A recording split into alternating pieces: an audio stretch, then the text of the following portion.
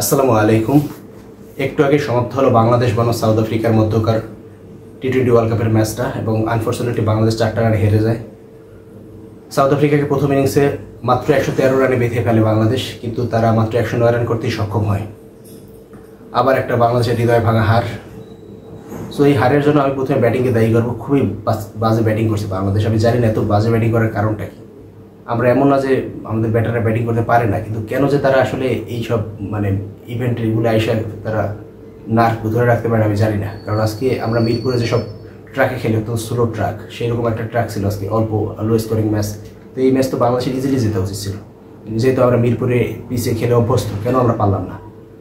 তো এটা গেল প্রথম। দ্বিতীয় হচ্ছে সবচেয়ে বাজে লাগছে আমার কাছে আম্পায়ারিং। দুই umpire, Samuel Nogajski South Africa Australian umpire, আর একটা হচ্ছে রিচার্ড ইলিংউড, এটা হচ্ছে ইংল্যান্ডের আম্পায়ার। এই দুই আম্পায়ার আমার কাছে যথেষ্ট পরিমাণে রেসিস্ট টাইপের মনে হয়েছে দুই আম্পায়ার, এবং এদের একটাই ইন্টেনশন ছিল সাউথ আফ্রিকাকে যে কোনো ওয়েতে জিতাইতেই হবে।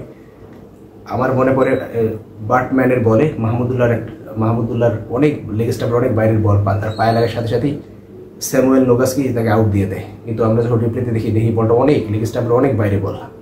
তো সেই সবচেয়ে বাজে যে জিনিসটা হয়েছে, ওই বলে একটা 4 হয়েছিল লেগ বাইরে, কিন্তু আম্পায়ার আউট দেওয়ার কারণে এই 4টা আমাদের স্কোর বোর্ডে যোগ হয়নি। তো আম্পায়ার যদি আউট না দিত আমাদের স্কোর বোর্ডে 4 রান অ্যাড হইতো, এবং বাংলাদেশ কিন্তু শেষ পর্যন্ত সেই 4 রানে হেরে গেছে।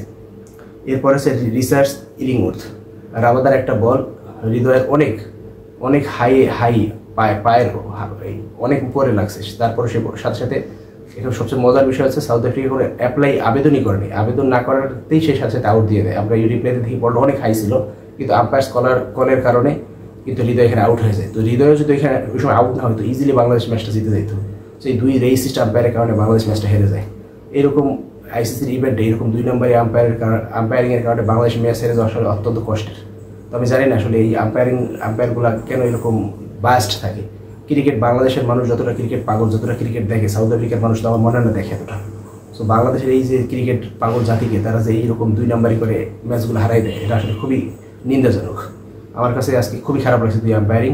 এই দুই আম্পায়ারের উচিত আইসিসি থেকে এদের তদন্ত করে এদের নামে হচ্ছে চার্জশিট গঠন করা, যে কেন তারা এরকম রং আম্পায়ারিং করলো, এবং এদের বিরুদ্ধে অ্যাকশন নেওয়া।